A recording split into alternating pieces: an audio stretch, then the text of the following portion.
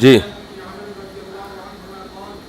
حدیث نمبر 55 کی عبارت ہو گئی تھی، ترجمہ نہیں ہوا تھا. حدیث نمبر 55 حضرت ابو ہریرہ رضی اللہ عنہ سے روایت ہے، رسول اللہ صلی اللہ علیہ وسلم نے فرمایا منافق کی 3 علامتیں ہیں، اور مسلم نے اس کا اضافہ کیا ہے، امام مسلم نے، وَإِن صَامَ وَصَلَّى، اگرچہ وہ روزہ رکھے نماز پڑھے، وَزَعَمَ أَنَّهُ مُسْلِمٌ، اور دعویٰ کرے کہ وہ مسلمان ہے لیکن پھر بھی وہ ہے منافق. لیکن اس سے عملی منافق مراد ہے بھائی، عقیدے کا منافق مراد نہیں ہے.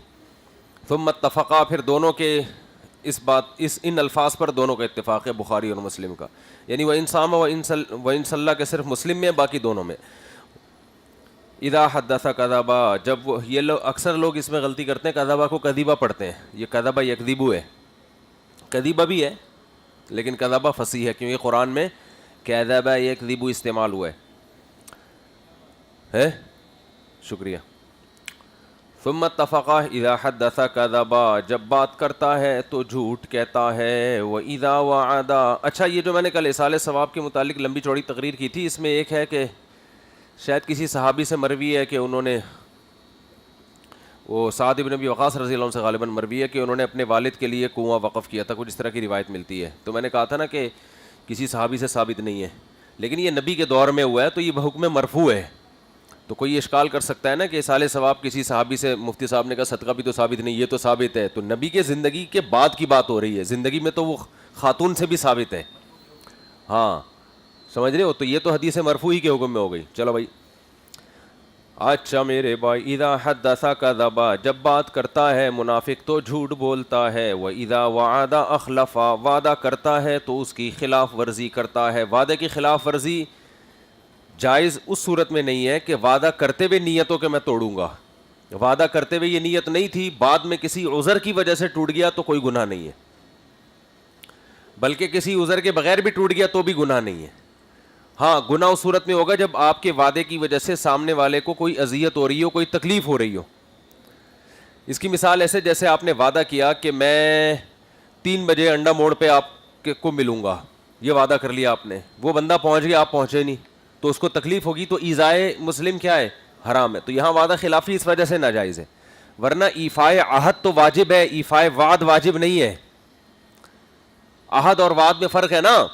عہد کہتے ہیں جانبین سے جو ایگریمنٹ ہوتا ہے، جیسے خرید و فروخت میں، نکاح میں، اور جو بھی بین الاقوامی معاہدے ہوتے ہیں، یا آپس میں کوئی بھی معاہدہ ہو.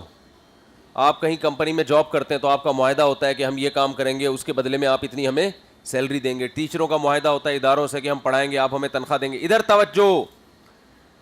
تو یہ ایگریمنٹ ہوتا ہے، یہ پورا کرنا بہرحال کیا ہے؟ واجب ہے. اور وعدہ کہتے ہیں یک طرفہ. جیسے میں نے وعدہ کر لیا کہ آپ مجھے نہاری کھلائیں گے تو میں آؤں گا، ٹھیک ہے نا، میں نے وعدہ کر لیا، میں نہیں آیا تو بھائی میں دل نہیں چاہ رہا تھا اس وقت، کوئی شرعی عذر تو نہیں ہے نا دل نہ چاہنا، لیکن میرا موڈ نہیں ہے. ہاں گناہ اس وقت ہوگا کہ آپ نے میری وجہ سے نہاری بنا لی اور ہم نہیں آئے اور وہ ساری ضائع ہو رہی ہے اور آپ کو تکلیف ہو رہی ہے، تو تکلیف کی وجہ سے تو گناہ ہوگا، لیکن ویسے گناہ نہیں ہے. کیونکہ آپ کوئی پابند تھوڑی ہیں، آپ کسی سے کچھ کہہ لیں تو پابند تھوڑی ہو جاتے ہیں اس کے. پابند جب ہوں گے، گناہ جب ہوگا جب آپ کے اس پابندی کی وجہ سے سامنے والے کا کوئی نقصان ہو. ہاں جب وعدہ کر رہا تھا اسی وقت اگر دل میں نیت تھی کہ نہیں کروں گا تو پھر یہ منافقت ہے، کیونکہ اس یہ جھوٹ میں آتا ہے. پھر سمجھتے ہو کہ نہیں سمجھتے؟ بھائی آپ نے وعدہ کر لیا میں کام کروں گا، پھر بعد میں کہا موڈ نہیں ہو رہا یا طبیعت صحیح نہیں ہے تو چھوڑ دو، نہیں کرو. صحیح ہے نا.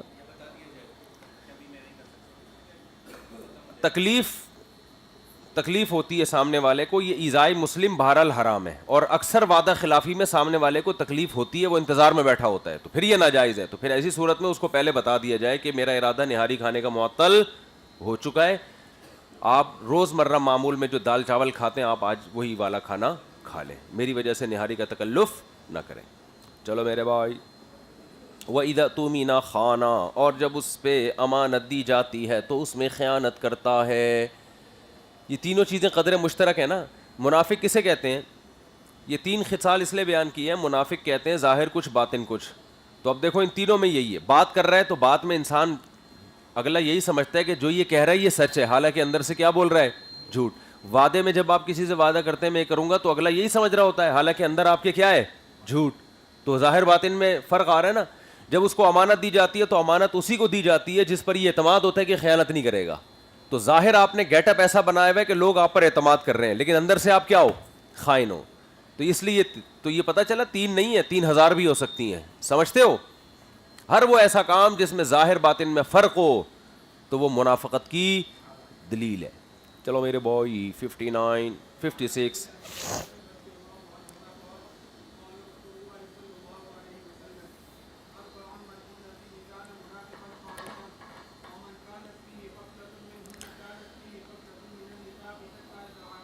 یدعها.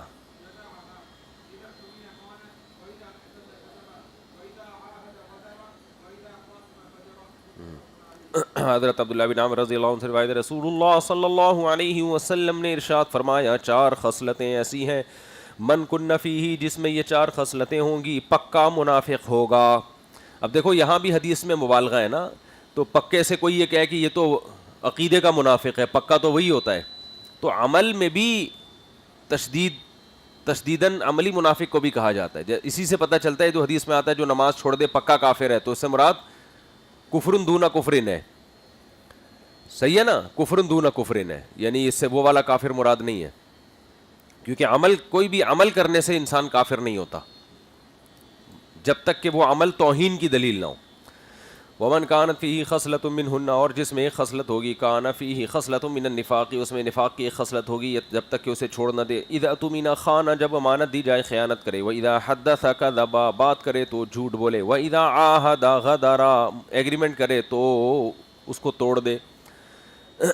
واذا خاصم فجر، جب جھگڑا کرے تو گالی گلوچ پہ اتر آئے. فجرہ کا معنی کوئی بھی اس طرح کا کام کرے. اس میں منافقت کیسے؟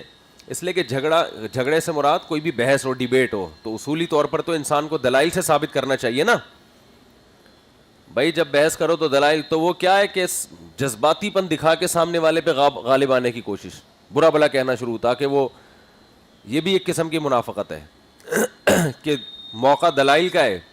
لگے گا آپ کے گیٹ اپ سے یہ کہ آپ دلائل دیں گے، لیکن آپ دلائل دینے کے بجائے جذبات سے اس کو سامنے والے کو نیچا دکھانے کی کوشش کر رہے ہیں.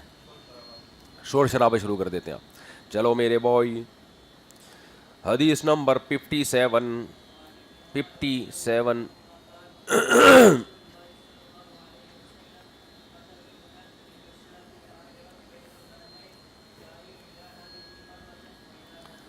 حضرت عبداللہ بن عمر رضی اللہ عنہ سے روایت ہے، رسول اللہ صلی اللہ علیہ وسلم نے فرمایا منافق کی مثال اس بکری کی ہے جو حیران سرگردان گھومتی رہے بین الغنمینی، 2 ریوڑوں کے درمیان، تعیر الی ہادی مرتن، اس کو یہ نہیں پتہ چلا میں کس ریوڑ کی ہوں، کبھی ادھر جا رہی ہے تے کبھی ادھر جا رہی ہے. بعض بکریاں بھول جاتی ہیں ہم کس ریوڑ سے آئی تھی، تو کبھی ادھر تو کبھی ادھر. نبی صلی اللہ علیہ وسلم نے مثالیں وہی دی ہیں جو عام لوگوں کی بہت آسانی سے سمجھ میں آئے. عرب میں تو یہی تھا نا، بکریاں، ریوڑ. یہ ملحد لوگ کہتے ہیں کہ قرآن میں سائنس کی مثالیں کیوں نہیں ہیں. مثال ہمیشہ وہ ہوتی ہے جس سے بات ممثل لہو سمجھ میں آ جائے. سائنس کی مثالیں دیتا تو پہلے مثال سمجھانی پڑتی، اور مثال سمجھانے کے لیے آئنسٹائن اور نیوٹن کا انتظار کرنا پڑتا، پھر وہ مثالیں سمجھ میں آتی. یعنی سائنس کی باتیں اگر قرآن اس دور میں کرتا تو ان باتوں کو سمجھانے کے لیے 20 مثالیں الگ سے دینی پڑتی قرآن کو. سمجھتے ہو؟ تو قرآن نے سیدھی سادھی پہاڑوں کی بات کی ہے، اونٹوں کی بات کی ہے. افلا ینظرون الی الابل کیف خلقت، اونٹ کو نہیں دیکھتے. وہ جو سمپل مثالیں ہیں، قرآن کا ٹاپک ہی سائنس نہیں ہے. سمجھتے ہو؟ تو ابدی کتاب ہے تو ابدی ہے، لیکن ٹاپک کیا ہے اس کا؟ بھائی سائنسی تھیوری کا ذکر نہیں ہے، کیونکہ ان کا تعلق مشاہدے سے ہے.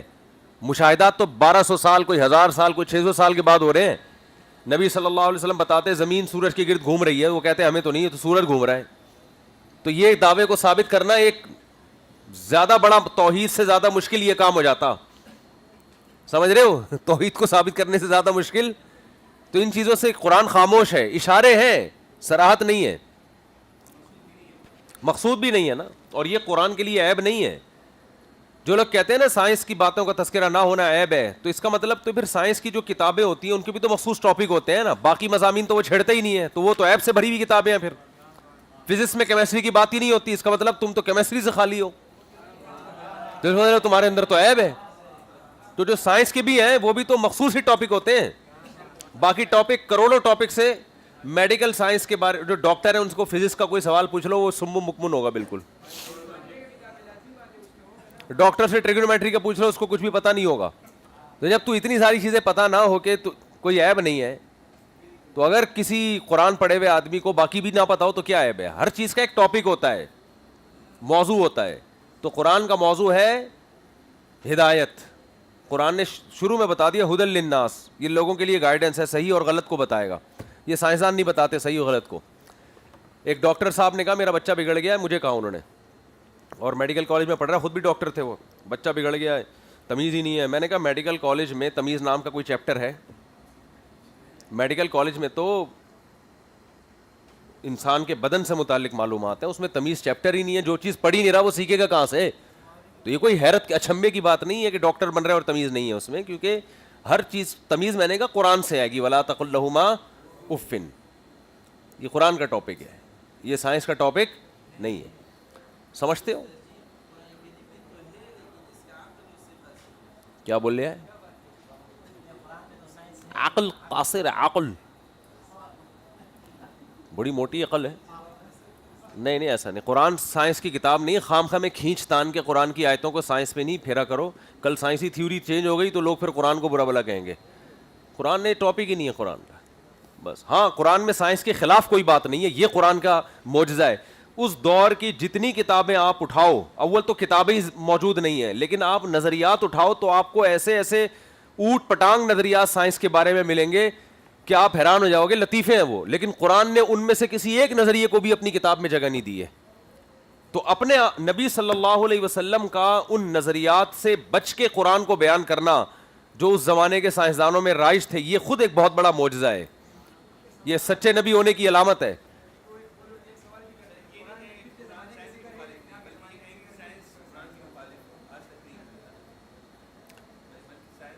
نہیں نہ سائنس قرآن کے خلاف ہے نہ قرآن. کوئی ایک بات قرآن میں ایسی نہیں جو سائنس میں ریسرچ سے ثابت ہو گئی ہوگی یہ غلط ہے. باقی سائنسی تھیوری الگ چیز ہوتی ہے, ریسرچ یہ جو ڈارون کے نظریہ ہے یہ تھیوری ہے, یہ ریسرچ نہیں ہے کہ بندر سے. یہ سائنس کے خلاف, قرآن کے خلاف ہے یہ, اور یہ ثابت بھی نہیں ہوا اب تک, اور یہ ویسے بھی عقل کے بھی خلاف ہے. عقل کے بھی خلاف ہے. اتنے سارے لوگ ارتقا کر کے ایک ہی نتیجے پہ کیسے پہنچ گئے ہے بھائی؟ ارتقا کرتے کرتے کوئی ایک بندہ وجود میں آ جاتا نا. واہ اس پہ ابھی یہ ٹاپک نہیں ہے. چلو حدیث پڑھو, شاباش.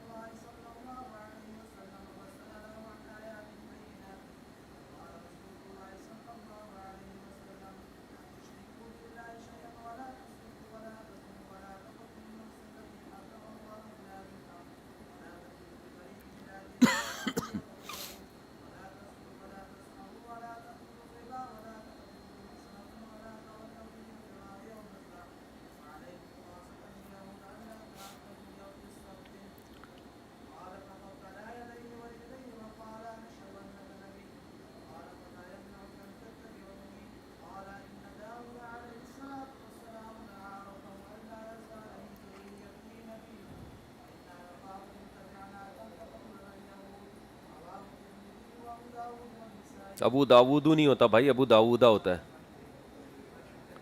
اچھا میرے بھائی, بسم اللہ الرحمن الرحیم. حدیث نمبر 58. حضرت صفوان ابن عسال رضی اللہ عنہ فرماتے ہیں رسول اللہ صلی اللہ علیہ وسلم فرماتے ہیں کہ ایک یہودی نے اپنے دوست سے کہا اذهب بنا الی ھذا النبی, ان نبی کے پاس ہمیں لے کر جاؤ. تو دوسرے یہودی دوست نے کہا ان کو نبی مت کہو, اگر یہ سنیں گے تو ان کی معاذ اللہ 4 آنکھیں ہوں گی. یعنی یہ خوشی کی سے کنایہ, یہ تو خوش ہو جائیں گے کہ یہودی ہم کو نبی کہہ رہے ہیں. بہرحال یہ دونوں نبی کے پاس آئے اور نبی سے آیات بینات کے بارے میں پوچھا. آیات بینات وہ 9 آیات ہیں جو قرآن میں آتا ہے نا, وَلَقَدْ آتَيْنَا بَنِي إِسْرَائِيلَ 9 آیات بینات فَاسْأَلْ بنی اسرائیل. ہم نے بنی اسرائیل کو 9 واضح معجزات تھے وہ, تو یا تو وہ معجزات مراد ہیں, لیکن اس پر اشکال ہوگا کہ آگے جو نبی نے جواب دیا ان میں ان معجزوں کا تذکرہ نہیں کیا بلکہ 10 احکام کا تذکرہ کیا ہے. تو اس کا جواب یہ کہ یہ حدیث میں اختصار ہے, کیونکہ وہ معجزے تو قرآن نے بیان کر دیے, تو راوی نے ان کا بیان یہاں پر چھوڑ دیا. وہ تو 9 معجزے ہیں نا جس کا یہودی نے, وہ تو قرآن نے بیان کر دیے کہ 9 بینات جو واضح نشانیاں دی تھی بنی اسرائیل کو. تو اب وہ یہاں اس کا تذکرہ نہیں ہے, تو اس کے علاوہ احکام ہے. تو یہ جو آگے نبی صلی اللہ علیہ وسلم نے حکم دیا کہ شرک مت کرو, یہ مت کرو, وہ مت کرو, تو یہ جملہ مستانف کلام ہے, مستانف ہے, ٹھیک ہے. دوسرا یہ بھی ہو سکتا ہے کہ بینات سے مراد وہ احکامات ہوں, وہ 9 احکامات ہوں جو تمام ملل میں متحد ہیں. ہر امت کو وہ 9 شرعی احکام دیے گئے ہیں, تو وہ والے احکام بیان کریں, اس سے ہمیں پتہ چلے گا کہ آپ سچے نبی ہیں یا نہیں ہے. تو پھر نبی نے وہ 10 احکام بیان کیے. اس پر اشکال ہوگا, پوچھے 9 تھے, بیان 10 کیوں کیے؟ تو جواب اس کا یہ ہے کہ اضافہ کرنا سوال پہ یہ کوئی عیب نہیں ہے. بھائی 9 احکام ہے لیکن اس نے 9 سمجھے, لیکن آپ نے ایک اضافہ کر کے بتایا اس کو. چلو میرے بھائی, فقال رسول اللہ صلی اللہ علیہ وسلم, آپ نے فرمایا لا تشرکوا باللہ شیئا, اللہ کے ساتھ شرک مت کرو, ولا تسرقوا, چوری مت کرو, ولا تزنوا, زنا مت کرو, ولا تقتلوا النفس التي حرم اللہ الا بالحق, کسی نفس کو ناحق قتل مت کرو, ولا تمشوا ببریء الی ذی سلطان لیقتلہ, بادشاہ کے پاس یا طاقتور کے پاس کسی بری آدمی کو اس لیے نہ لے کے جاؤ, بہتان لگا دو اس کے کہ پھر اس کے بدلے میں اس کو قتل کر دیے. یعنی قتل کا ناحق الزام کسی پہ مت لگاؤ, یا فساد کا ناحق الزام مت لگاؤ. ولا تسحروا, جادو مت کرو, ولا تاکلوا الربا, سود مت کھاؤ, ولا تقذفوا محصنة, پاک دامن پر تہمت مت لگاؤ, ولا تولوا للفرار یوم الزحف, لڑائی کے دن بھاگو مت. وعلیکم خاصۃ الیہود, اور اے یہود تمہارے لیے خاص حکم یہ ہے, اللہ تعتدوا فی السبت, ہفتے کے دن میں حد سے تجاوز مت کرو. ہفتے کا مقدس دن ہے, اس کے تقدس کا خیال کرو. قال, وہ یہودی کھڑا ہوا, فقبلا یدیہ ورجلیہ, اس نے آپ کے ہاتھ بھی چومے اور پاؤں بھی چومے. وقال نشہد انک نبی, کہنے لگا میں گواہی دیتا ہوں, ہم گواہی دیتے ہیں کہ آپ نبی ہیں. قال فما یمنعکم ان تتبعونی, تو تمہیں اس بات نے کس سے روکا ہے کہ تم مجھے فالو کرو, میری اتباع کرو. قال ان داود, کہنے لگا داؤد علیہ السلام نے اپنے رب سے دعا کی تھی کہ اللہ یزال من ذریتی نبی, کہ ہمیشہ میری اولاد میں نبی آئے. تو آپ کیونکہ داؤد علیہ السلام کی اولاد میں نہیں, اس لیے میں اتباع نہیں کر سکتا آپ کی. وَإِنِّي نَخَافُ, اِنَّا نَخَافُ, ہمیں ڈر ہے, ان تَبِعْنَاكَ, ہم اگر آپ کی اتباع کریں گے, یقتلن الیہود, یہود ہمیں قتل کر دیں گے. سمجھتے ہو؟ اس کے 2 مطلب ہو سکتے ہیں, یا تو داؤد علیہ السلام نے واقعی اس کی نصیحت کی تھی کہ ان کی ذریت میں ہمیشہ نبی آتا رہے, تو اس سے مراد پھر یہ کہ بنی اسرائیل کے جتنے بھی نبی ہیں وہ داؤد علیہ السلام کی ذریت میں آئے, اس سے بنی اسماعیل کے نبی مراد نہیں ہے. دوسری بات یہ یہودی یہ پھینکو بھی ہو سکتے ہیں, انہوں نے ویسی یہودیوں نے ایک بات مشہور کر دی ہو کہ داؤد علیہ السلام نے یہ کہا ہے. آپ کہہ سکتے ہو کہ ہو سکتا ہے مسلمان جھوٹ بول رہے ہو, داؤد علیہ السلام نے کہا ہو اور ہم نے ایسے ہی معاذ اللہ جھوٹ بول دیا ہو کہ نہیں کہا. تو دلیل تو اب نہ ہمارے پاس ہے نہ ان کے پاس ہے نا. تو اس کا جواب ہے دلیل ہمارے پاس ہے کہ داؤد علیہ السلام کی اولاد میں اگر نبیوں کا سلسلہ ہمیشہ جاری رہنا ہوتا تو کیوں نہیں آ رہا نبی پھر داؤد علیہ السلام کی اولاد میں اب تک؟ حالانکہ پرانی نبوتوں کی تعلیمات تو ختم ہو گئی نا, تو پھر تو لازمی آنا چاہیے. تو نہیں آ رہا, اس کا مطلب داؤد علیہ السلام نے ایسا کہا ہی نہیں ہے.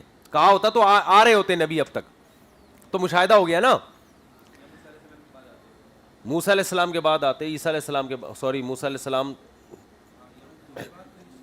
تو حضرت داؤد تو موسیٰ علیہ السلام کے بعد آئے ہیں. ان کو سمجھا دینا جو آپ کہنا چاہ رہے ہیں, میں بعد میں ان سے سمجھ لوں گا. اچھا میرے بھائی,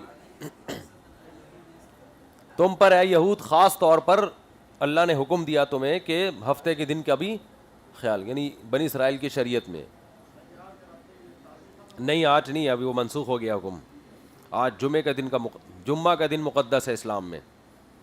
اچھا میری بوئی,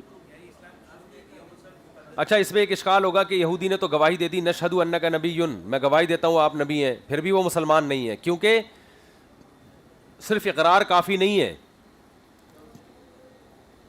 انقیاد نہیں ہے, التزام انقیاد. اسلام لانے کے لیے ضروری ہے کہ اپنے آپ کو وہ حوالے کرے, چاہے ظاہری طور پر کر دے, عملی طور پر وہ بے شک گناہ کرے اور اس کو احساس ہو, لیکن ظاہری طور پر انقیاد ہونا چاہیے کہ میں اسلام میں داخل ہو رہا ہوں اور میں اس بات کا التزام کرتا ہوں اب میں اسلام کے تمام احکام کو فالو کروں گا. اس وقت تک مسلمان نہیں ہوگا, کیونکہ صرف زبانی اعتراف تو ہندو بھی کرتے ہیں. یہ جو گاندھی جی تھے نا, جو مختصر سے کپڑے نہیں پہنتے تھے, کون تھے؟ گاندھی جی تھے نا, نہیں نہیں ایسا نہیں بولو کسی. تو گاندھی جی جو تھے وہ نبی صلی اللہ علیہ وسلم کی نبوت کو انہوں نے بھی اعتراف کیا تھا, لیکن علماء نے نہیں کہا نہیں کہ اس سے مسلمان نہیں ہو جائیں گے آپ. اب بھی کرتے ہیں, بڑے نعتیہ کلام ہیں ہندوؤں کے رسول اللہ صلی اللہ علیہ وسلم کے بارے میں, اس سے انسان مسلمان نہیں ہو جاتی. یہ اعلان برات کرے دوسرے تمام ادیان سے اور یہ کہے کہ میں اسلام میں داخل ہو رہا ہوں, کیا مطلب میں اب عملی طور پر التزام کر رہا ہوں کہ اسلام کے حکام کو فالو کروں گا, اس بات کا اقرار کرے وہ. سمجھتے ہو؟ اچھا میرے بھائی, پھر بے شک پھر وہ الگ بات ہے کہ عملی طور پہ کوتاہی ہو تو انسان کے لیے توبہ کا دروازہ ہے. ہاں وہ بھی ٹھیک ہے, ضروری نہیں ہے لیکن اچھا ہے, ایک ثبوت ہو. آپ نے بنایا, آپ تو پیدائشی مسلمان ہو ماشاء اللہ, ہنسنے کی کیا بات ہے, عجیب. 59. چلو بھائی, ان انس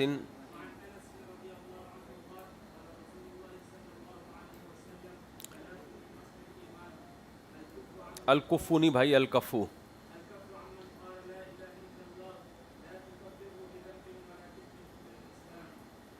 بعمل.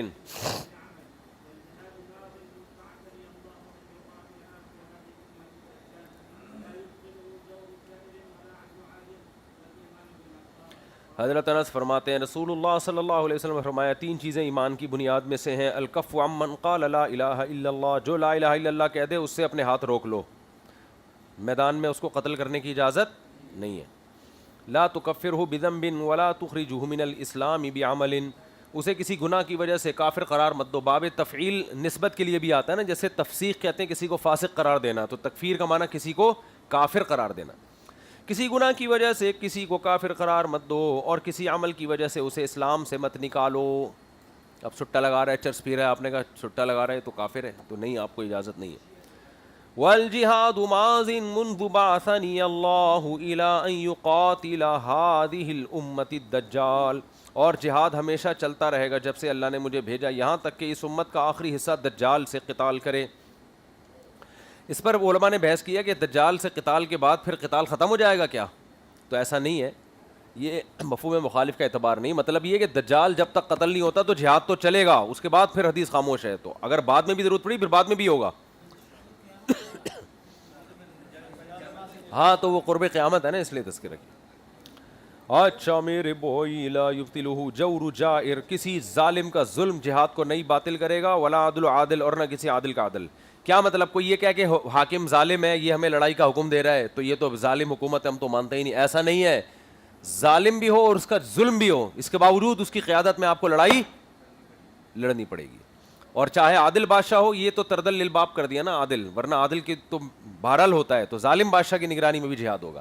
اسلام میں اجتماعیت کی بہت بڑی ویلیو ہے, کیونکہ حاکم چاہے جیسا مرضی ہو, اگر اس کے جھنڈے کے تحت مسلمان متحد ہیں تو یہ بہت بڑی نعمت ہے. اس کی ذاتی عیاشی کو کبھی بھی نہیں دیکھا جائے گا. لیبیا کے صدر کے ساتھ یہی ہوا ہے نا, اس کی عیاشیاں دیکھ دیکھ کے بغاوت کر کے پورے لیبیا کا بیڑا غرق کر دیا. بھائی جو مرضی عیاش تھا, اس کی ذات سے اس کا تعلق ہے, تسلط تھا اس کا, گورنمنٹ مضبوط تھی اس کی. تو یہ بہت بڑا ہمارے صوفیوں میں بہت بڑا مسئلہ ہے کہ وہ جو ہے نا کسی بھی امیر کسی بھی ذمہ دار کی ذات میں کیڑے نکالنا شروع کر دیتے ہیں. سمجھتے ہو؟ اس کی ذاتیات پہ مت جاؤ, ان نظم کو دیکھو کہ اسلام نے حکم دیا بھائی جیسا بھی ہے. تبھی دیکھو اسلام میں بہت سے ظالم حکمران ہیں مگر ان کی قیادت میں لڑائی ہوتی رہی ہے, جہاد بغاوتوں کو علماء ہمیشہ حرام کہتے رہے ہیں کہ جیسی مرضی ریاست ہے بس بغاوت نہیں ہو. افغانستان میں لوگ یہی بات طالبان پہ کرتے ہیں, انہوں نے بغاوت کیوں کی؟ طالبان نے بغاوت نہیں کی. ابھی تک افغانستان میں رشیا کے جانے کے بعد کوئی مضبوط حکومت آئی نہیں ہے. نئی اقامت دین الہیہ کے لیے بھی بغاوت جائز نہیں ہے. ہر آدمی بغاوت پہ اقامت دین الہیہ اور خلافتی کے لیبل لگا کے ایک ناجائز کام کو جائز کر دیتا ہے. سمجھ رہے ہو؟ یہ تو اقامت, جتنے بھی لوگ بغاوتیں کر رہے ہیں سب اقامتیں اور خلافتوں کے اچھے اچھے کچھ نہ لیبل تو لگائے گا نا, ورنہ بغاوت اس بیس پہ کون کرے گا کہ مجھے حکومت چاہیے؟ لوگ کہیں گے تو پھر وہ بھی ہے نا, تو کہاں سے آ گیا؟ تو لیبل تو سارے خوارج نے بھی بڑے اچھے اچھے لیبل لگائے تھے. حکومت فاسق ہو, جو مرضی ہو, مسلح بغاوت کی آپ کو اجازت نہیں, کیونکہ اس سے قتل و غارت ہوتا ہے, خون بہتا ہے, اور اس میں جو ہے نا اجتماعیت کی واٹ لگ جاتی ہے, آپ کمزور ہو جاؤ گے. سمجھتے ہو؟ تو یہ مسئلہ ہے. تو وہ کتنے ظالم حکمران آئے ہیں لیکن بغاوتیں نہیں ہوئی. ہوئی ہیں تو مسلمانوں کو ہی نقصان ہوا ہے اس کا. بنو امیہ کے خلاف بغاوت ہوئی تو کیا ہوا؟ خلافت دو حصوں میں ڈیوائڈ ہو گئی. پہلی دفعہ مسلمانوں کی خلافت میں دراڑ آیا. حالانکہ اس وقت بغاوت کرنے والے سارے اہل بیت تھے, حضرت عباس کی اولادوں میں تھے, اس سے زیادہ مبارک لوگ اس دور میں ہو نہیں سکتے. لیکن امت کا ایسا بیڑا غرق ہوا ہے کہ وہ جو ٹوٹتے چلے گئے ہیں تو بس. اور اب کیا کر رہے ہیں؟ ان کو جوڑنے کے لیے کہہ رہے ہیں خلیفہ ہونا چاہیے, بغاوت کرو. اس سے یہ جڑیں گے نہیں, اس سے یہ اور ٹکڑوں میں تقسیم ہو جائیں گے. اب اگر آپ پاکستان میں کہتے ہو کہ پاکستان الگ ہو گیا, سعودی الگ ہو گیا, ہم ایک خلیفہ پہ سب کو جمع کریں گے اور لڑائی شروع کر دی, تو ایک خلیفہ نہیں, اگر 20 ہیں تو 40 خلیفے ہو جائیں گے. آپ سمجھتے ہو؟ اور پاکستان میں اگر بغاوت کی خلافت کے نام پہ تو پاکستان میں ایک خلیفہ نہیں آئے گا, بلوچستان الگ ہو جائے گا, سندھ الگ ہو جائے گا, کراچی الگ ہو جائے گا, اور پنجاب تھوڑا سا پاکستان رہ جائے گا. اور یہ ہوتا رہا ہے ماضی میں. لیکن ہمیں تاریخ چونکہ ہم پڑھتے نہیں ہیں, حضرت استاد صاحب کی ایک بات بڑی زبردست لگتی ہے, وہ کہتے ہیں جو غلطیاں ماضی میں درجنوں بار کر چکے ہیں وہی غلطیاں بار بار دہراتے ہیں, یہ ایک عیب ہے. نمبر 2, اس غلطی کے بعد جب شکست ہو جائے تو اس کو شکست نہیں مانتے, یہ دوسری غلطی. تیسری بڑی غلطی ہے کہ اس شکست اور اس نقصان کو فائدہ مان رہے ہوتے ہیں. جیسے کرونا میں حضرت جی نے احتیاط نہیں کی, انا للہ ہو گیا, ایسے بہت سے واقعات سامنے آئے ہیں. تو پہلا تو بھائی کہ احتیاط کیوں نہیں کروائی آپ نے؟ اس وقت کہہ رہے تھے احتیاط نہیں کرنی چاہیے, کرونا سرے سے ہے ہی نہیں. اب کرونا میں ہو گیا, مر گیا بندہ, اب تو مان لو کہ یار ہے کرونا نہیں, اب ہاں کرونا تو ہے لیکن مر جانا ان کا زیادہ بہتر تھا صحت کے لیے. ان کا مر جانا مطلب ڈھیٹ پنے کی, اور یہ ہم بہت لوگوں میں پائے جا رہی ہے. بس کیا بتاؤں, یہ اجتماعی سطح پہ بھی, انفرادی سطح پہ بھی. یعنی غلطیاں پہ غلطیاں بھی ہوں گی. میں ٹھیک ہے مانتا ہوں بہت سے لوگ احتیاط کرتے ہیں پھر بھی کرونا ہوتا ہے, لیکن ایک اس کے وجود کو تو مان لو نا کہ اب ہے, مر رہا ہے بندہ تمہارے سامنے, اب مان لو کہ ہے. کہہ رہے ہاں ہے تو صحیح, لیکن اب موت تو آنی جانی ہے. بائک لے کے آپ نکل رہے ہو, اسپیڈ سے آپ چلا رہے ہو, پیچھے وہ ڈمپر بھی گھوم رہے ہیں, تو مانو تو نا کہ بے احتیاطی کر رہا ہوں میں. ہمارے ایک محلے میں جاننے والے آدمی بائک اتنی اسپیڈ سے چلاتا ہے وہ آدمی, میں ایک دن ان کے ساتھ بیٹھ گیا, میں نے کہا میں آپ کو لکھ کے دے دوں کسی دن آپ پٹو گے, کسی ڈمپر سے, کسی ٹرک سے, کسی گاڑی سے مرو گے آپ. تھوڑے دن میں کیا ہوا ہے کہ وہ پورے نا پٹیوں پہ بندے ہوئے اسپتال میں پڑے ہوئے ہیں, اندھیرے میں بائک اسپیڈ سے بھگا رہے ہیں اور ہیڈ لائٹ بھی نہیں ہے, اور رانگ سائڈ پہ اڑا دیا کسی نے. وہ تو بندہ مرتے مرتے بچا, اتنی زخم, اتنی ہڈیاں جگہ جگہ سے ٹوٹی ہوئی. میں گیا, میں نے کہا یار دیکھو, میں نے کہا تھا نا. کہہ رہے یار یہ تو انسان, یہ تو ہوتا ہی ہے یار, اب میری غلطی نہیں ہے, وہ تو سامنے والے کی. تو یہ سب میں ہے کامن, یہ کامن چیز ہے.